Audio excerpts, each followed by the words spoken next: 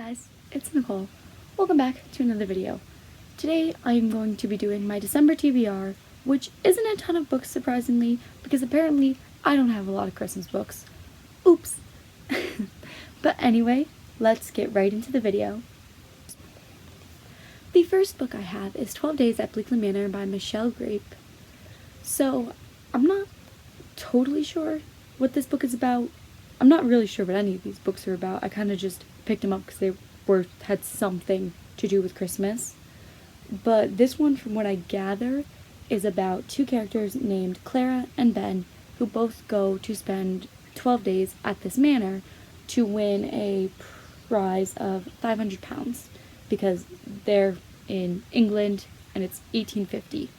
That's where the story takes place. So what I got from reading the back of the book is that Ben used to be Clara's fiance, so they broke it off, obviously, so now they're back, and it's kind of feels like it's going to turn into like a romance. These two are going to go from like an enemies to lovers romance. That's what it's feeling like. I'm not sure if that's what it's going to be, but that's what I'm gathering from it, so I'm just going to have to wait and see when I read this book. The next book I have is Let It Snow by John Green, Maureen Johnson, and Lauren Myrtle. So what I gather from this book is that it's 3 separate stories told by each one of these authors, and they're kind of like romance stories, so each one is like about a different romance, because I'm not exactly sure what it's about, but that's what I'm gathering, because there are 3 separate stories, because there are 3 separate authors. So I'm not really sure what all of the stories are going to be about. It says, a trio of today's best-selling authors, John Green, Maureen Johnson, and Lauren Myrtle, bring all the magic of the holidays to life in 3 hilarious and charming interconnected tales of love, romance, and kisses that will steal your breath away. So I'm assuming they're about romance. They're all about romance, or at least have some aspect of romance. I'm not really sure, but it's a Christmas book, so why not? It's Christmas. I love Christmas. The next book I have is Christmas Cake Murder by Joanne Fluke, and I've read 2 other of her books. Basically, they follow a girl named Hannah Swenson who is a baker, and she finds herself caught up in murders. And so kind of what happens is it's kind of a story with influenced with like the killing aspect, and Hannah Swenson has to solve them, and also her baking aspect, because she actually has a bakery.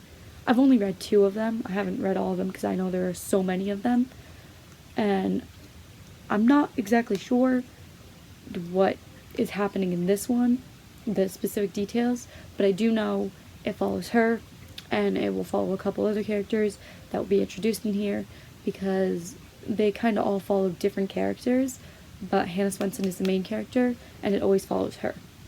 So that's what I know about this one, but I'm really excited for this one, because I really liked her other 2 books, which were Cinnamon Roll Murder and Blueberry Muffin Murder, I believe is the titles of them. I could be very wrong with that, but I'm pretty sure that's what they're called. So yeah, I'm very excited. This is probably the one I'm most excited for. So I might pick this one up first. I'm not really sure.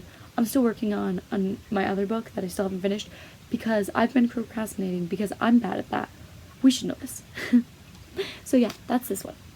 And the last and final book I have is The Candy Darlings by Christine Walday. Now this one, like I said, I don't really know a lot about. All I know is it, well, the cover looks Christmassy, right? So I know that, and I know it's following like a boy and a girl, I believe, is what it said on the back. Could be wrong about that, but I think it follows, it may not follow a girl and a boy.